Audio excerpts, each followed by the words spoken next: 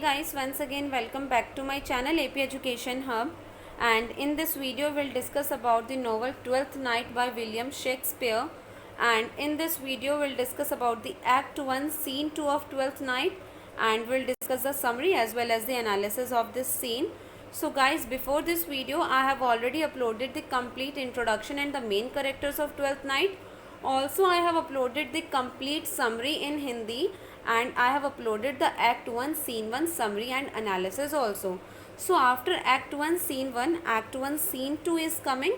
So in this video we'll discuss about the Act 1 Scene 2 of Twelfth Night. So without any delay let's start this video. और guys, अगर आप लोग इस video को अच्छे तरीके से समझना चाहते हैं तो वीडियो को लास्ट तक ज़रूर देखें, और अगर वीडियो पसंद आए तो वीडियो को लाइक कर दें और मेरे चैनल को सब्सक्राइब करके बेल आइकन ज़रूर दबा दें। सो अब हम इस वीडियो को स्टार्ट करते हैं। सो गाइस, जैसा कि हमने लास्ट सीन में देखा था, एक्ट 1 सीन 1 में हमने देखा था कि हमें बताया जाता है ड्यूक ऑर्सिनो के बारे में और ओलिविया के बारे में। सो ये जो सीन है उसका लास्ट सीन से कोई लेना देना नहीं है, ये सीन अलग सिरे से स्टार्ट होता है। So this scene opens at the sea coast of Illyria after a terrible shipwreck. So guys, ये जो सीन है ये इलायरा के समुद्र के किनारे से स्टार्ट होता है, और समुद्री तूफान एक आया था जिसके कारण एक शिप पूरी तरीके से पानी में डूब गया। मतलब एक समुद्री तूफान के कारण बहुत ज़्यादा तबाही मच गई थी, और उसी के बाद ये सीन स्टार्ट होता है इलायरा के समुद्र के किनारे। So here is Viola a captain and several sellers.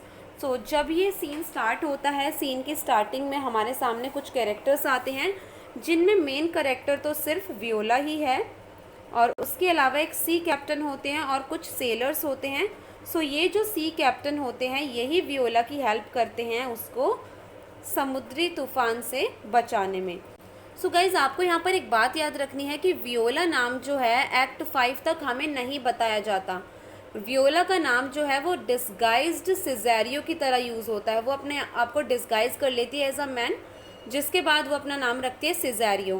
तो हमें हर जगह सिजेरियो ही मेंशन मिलता है। सो अगर आप इसका पूरा डिटेल्ड एडिशन पढ़ेंगे, नॉवल जब आप पढ़ेंगे ट्वेल्थ नाइट, तो आपको कहीं पर भी वियोला मेंशन नहीं मिलेगा एक्ट 5 से पहले, हर जगह सिजेरियो ही मिलेगा। सो ये पॉइंट मुझे लगा आप लोगों को बताना, सो ये मैंने आपको बता दिया है। सो वियोला जो है उसको बचा लेते हैं सी कैप्टन, और उसके बाद वियोला को होश आता है, and then Viola thinks she is alive but probably her brother is dead. तो वियोला को होश आता तो उसे पता लगता है कि वो तो उस समुद्री तूफान से बच गई है, लेकिन शायद उसका भाई सेबेस्टियन उस तूफान में मर गया है। But she is holding hope that he might be alive. लेकिन फिर भी उसके मन में एक आशा रहती है, एक होप रहती है कि नहीं, शायद उसका भाई ज़िंदा होगा और वो कभी ना कभी शायद उससे मिल ले। तो उसके बाद जो वियोला है वो बहुत रोने लग जाती है। उसके बाद जो कैप्टन होते हैं, सी कैप्टन, वो वियोला को कंफर्ट करने की कोशिश करते हैं, and then sea captain explains about the incident when ship sank and Sebastian was there and how passengers and other crew members went down at the sea।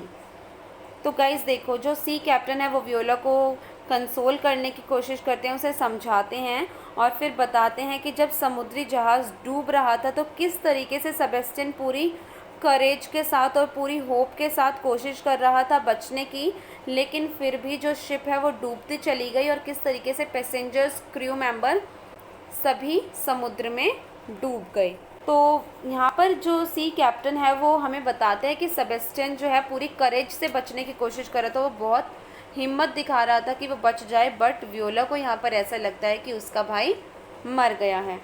तो इस इंसिडेंट से हम ऑडियंस को ये पता लग गया है कि बेसिकली समुद्र में क्या हुआ था तूफ़ान के टाइम में, किस तूफ़ान आया और जो समुद्री जहाज़ है वो डूब गया, सेबेस्टियन भी उसमें किस तरीके से बहता चला गया, लेकिन वियोला को सी कैप्टन ने बचा लिया।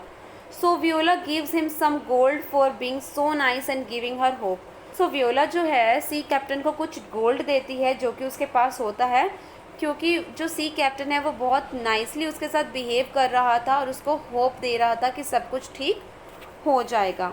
Then captain informs Viola about the country Illyria. तो उसके बाद जो सी कैप्टन होते हैं वो बताते हैं वियोला को कि वो इस टाइम इलायरा में हैं, and sea captain also informs him about the Duke Orsino who is in love with Countess Olivia. तो सी कैप्टन ने बताया ओलिविया को कि वो अभी इलायरा में है, और साथ ही साथ वो बताते हैं कि इलायरा के जो ड्यूक हैं वो है ड्यूक ऑर्सिनो, और वो एक काउंटेस से बहुत ज़्यादा प्यार करते हैं जिसका नाम है Olivia. But Olivia does not like him and she is morning for her dead brother.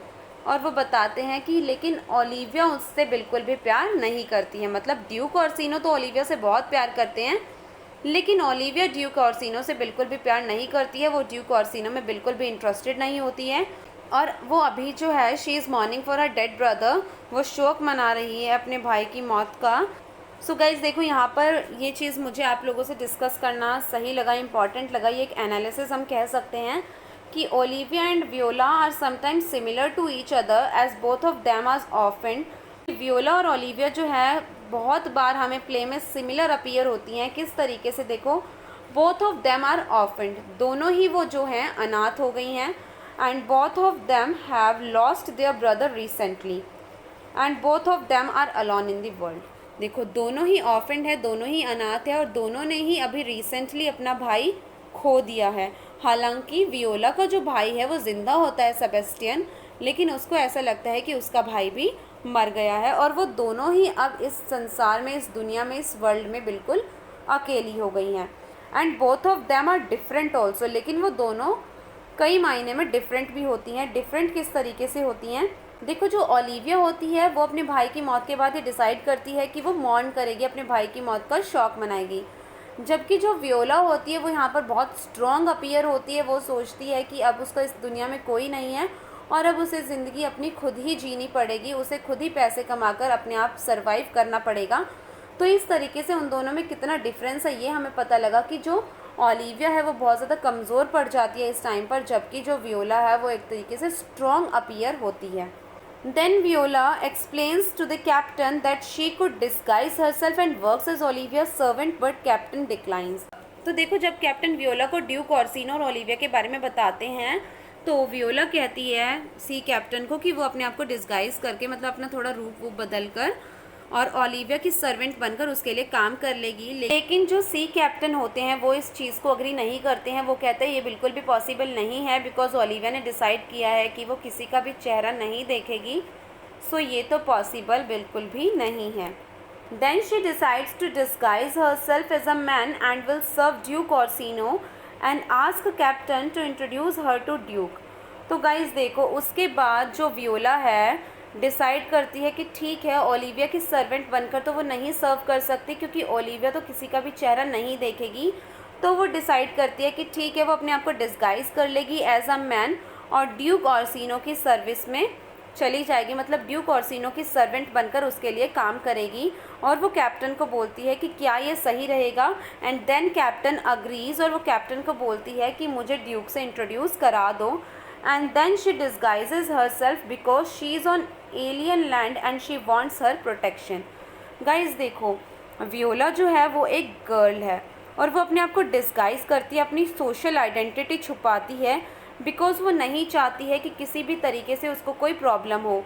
वो एलियन लैंड, मतलब वो दूसरी जगह पर है जहाँ पर उसका कोई भी नहीं है, तो उसके लिए उसकी फ़र्स्ट प्रेफरेंस क्या है, प्रोटेक्शन और सिक्योरिटी की। उसको सबसे पहले सिक्योरिटी मिले, एक प्रोटेक्शन मिले कि हाँ वो यहाँ पर सेफ़ रहेगी।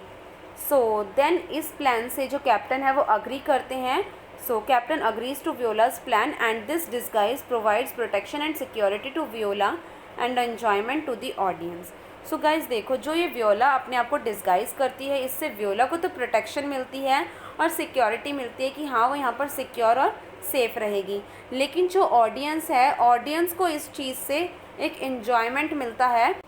So guys this act of Viola provides enjoyment to the audience and security to herself. So guys, ये जो सीन 2 है एक्ट 1 का, ये यहीं पर ख़त्म हो जाता है, and very soon I will upload the scene 3 of act 1.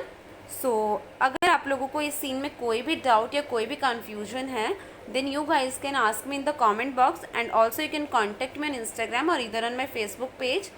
I'll give the link of both the two in the description box. So guys, do follow me on Instagram and also on my Facebook page. और हाँ, अगर आप लोगों को ये video पसंद आई हो तो वीडियो को लाइक करें, कमेंट करके बताएं कैसी लगी, अपने फ्रेंड्स के साथ शेयर करें, और मेरे चैनल को सब्सक्राइब करके बेल आइकन ज़रूर दबा दें। मिलते हैं नेक्स्ट वीडियो में। Thank you.